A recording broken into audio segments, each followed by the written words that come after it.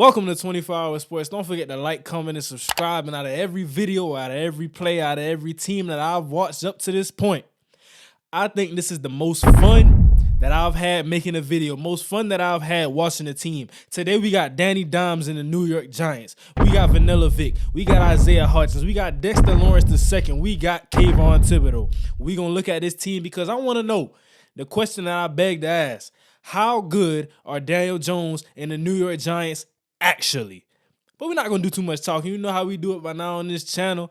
Let's roll with the tape. So as everybody's been talking about, we all seen it by now. Daniel Jones had an exceptional game. Let's take it a step further. Going against the Minnesota Vikings, Daniel Jones gave me a lot of confidence. I didn't see a Daniel Jones that second-guess reads. I didn't see a Daniel Jones that wasn't sure about what he wanted to do. He was precise. He ran the ball. He threw the ball. He made the right decision in each situation in which it called for. And right here, this is just a completion early to Darius Slayton. The Minnesota Vikings, I don't know what they wanted to do. They need to fire the defensive coordinator. They need to get some new corners and some new safeties. It need to be some housekeeping because they played a lot of coverages in which I wasn't a fan of schematically. They beat themselves from a pass defense standpoint. Right here, they did it again. And they just were hitting on all points offensively. Right here, we got the center pulling. We got the tackle doing a wheel. For those who don't know, a wheel is essentially a pull, but it's when the tackle goes to the outside instead of pulling across the formation. So we got Andrew Thomas getting to the outside, getting on a safety or a corner. And once these blocks line up, you getting ready to hear the band song. You getting ready to see the fireworks. You getting ready to see Saquon celebrate because he reads the blocks perfectly. He has the speed. He's a home run hitter at the running back position. So it just works out well. And like I said, the Vikings beat themselves from a pass defense standpoint because right here they helicopter each other and just take themselves out of the play, leave the wide receiver open for a wide open first down, big game, big completion. And Daniel Jones, look at him in the pocket. He comfortable. He comfortable. You don't see him flustered. You don't see any extra movements. We just making our reads and we delivering. And defensively, I want to hit on this play real quick because seriously, on an all serious note, what is this play? I could understand if it was cover 3 and Patrick Peterson gives this off to Harrison Smith in the middle, but I don't think that's what this play is. I think it's a disguised look, but because of the angle that Patrick Peterson takes, it doesn't work. It ain't nothing better than a good old trap scheme, trap run. Right here, this is what we got. Anytime you that defensive tackle, I see that guard in front of me going off to the linebacker, I got to feel that pulling guard coming because he going to smack me in the side of my ear. Right here. That's exactly what happened. Saquon Barkley, this is a play that he could hit a home run on. Harrison Smith, I think this game's sending you into an early retirement. You didn't look your best. I'm gonna give you what I'm watching. But Saquon Barkley put him in a spin cycle, almost put somebody else in the spin cycle. Like I said, this could have been a house call. Good run play. And for all the diehard Giants fans, this may be your favorite clip of this video. Who is Isaiah Hodgins? Somebody please tell me, please let me know in my comments because he has emerged in this game. And for the rest of these playoffs, however long y'all stay in it, this is your number one receiver right now. I like Darius Slayton. I like his route running. I like what he brings. But Isaiah Hodgins, he's big. He can run routes. He has nice hands, and he's fast. Where did he come from? I haven't, been big on the Giants this season, but who is Isaiah Hodgins? They had no answers for him. And is this even a Danny Dimes video if I don't show him running the ball? Look how he climb up in the pocket. Feel the pressure off the edges. I know I can't get out there. Nothing open that I like right now. I just climb up in the pocket. And he fast. I'm going to show you another clip showing you just how fast he is. And I didn't think that the defensive line for Minnesota did a good job of being true to their pass rush quadrants. But, that's their fault. I don't really care about Minnesota. They home. Anyway, New York Giants, right here, Daniel Jones gets outside the pocket. You may think this clip is sped up. You just might. Look at how you get out to that edge. That ain't sped up. That's normal speed. And I want to show a little more love to Isaiah Hodgins. Right here, we got him on what I believe to be an option route. And like I said, they had no answers for him. I seen Pat Pete on him. I seen Sullivan on him. Nothing. Big receiver. He was blocking too. Let me know who is Isaiah Hodgins in the comments. And like I said, even in my recap video, the Giants played a clean game. TJ Hawkinson got off. That's one thing I did see. But overall, I think it was a pretty decent game. You should feel good going into Philadelphia. But forget that. Dexter Lawrence II is a top 3 defensive tackle. He's elite. We got 2 grown men right here. 2 grown men, 300 plus pounds with families and kids. They can't move this man. 2 of them.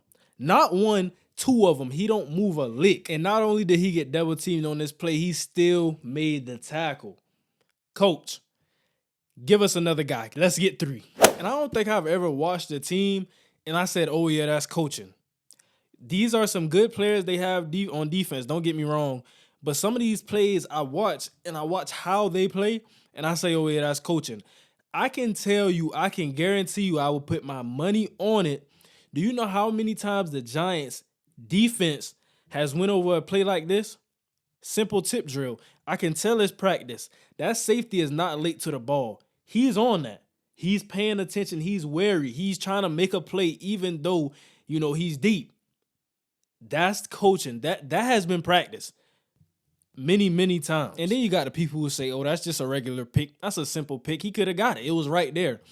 But why don't other teams do it? Why don't we always see it? Because teams don't go over things like that. I can guarantee you Brian Daboll and Wink Martindale, they go over it. And what even is this video if we're not going to shout out Pro Way Darnay Holmes? Every time they tried to run a screen his way, he blew it up. The receivers don't want to block? Okay, that's fine with me. That's fine with me. He blew up every screen that came his way. And right here, we got Kayvon Thibodeaux. Didn't have a big stuffing game, but he did his job. He followed his responsibilities. That's all you can ask out of a player. But right here, this going to show up on the stat sheet. Sniffing out a screen, having the awareness to get around and get to that, and then make a play. And I'm not even going to lie. In this game, they really picked on Pat Pete and Harrison Smith. Right here. They brought everybody to the right, and then they sneaked that tight end out the back door. Pat, wake up. It's like he fell asleep in class. One of them good sleeps, though. One of them sleeps where you drooling on the desk. Right here on this play, we got another episode of Playtime with Patrick Peterson. Isaiah Hodgins, like I said, he's that guy. And right here, he wins against Patrick Peterson in a zone look. But let's talk about the throw from Daniel Jones. This is a big-time throw, moving to the left, throwing, making sure to keep that ball in bounds. Isaiah Hodgins getting his feet down. Daniel Jones has all the talent in the world, but Brian Daboll has officially unlocked it. And one of my last points, I do want to speak about, the Giants, their inside running game hasn't been that good. When they get Saquon Barkley out on the edge, that's where they're efficient. But they've used him in short passing. They've used him in the passing game as an extension of the running game. And right here, this is not by accident. This is all by design. We look at a scheme by the Minnesota Vikings. Let's talk about it for a second. This is man coverage, but we don't see anybody lined up over number 3 on that side of the formation. By default, Eric Kendricks is going to be that guy that has to carry number 3. What does this do? Let's sneak Saquon out to his side. And you can see the linebacker beside him pointing, get him. I'll pick up number 3. But this is basically a screen by the New York Giants. Look at those 3 receivers. We got 3 guys. We're going to account for all 3 of them. We're not going to worry about that safety. If he makes a play, he makes a play. But he's the safety over 1 high, so he can't make a play because he has to play over the top of that route. Now we're just looking at one-on-one. This could very well be a house call. Great play design. This is all coaching. And I talk about coaching so much.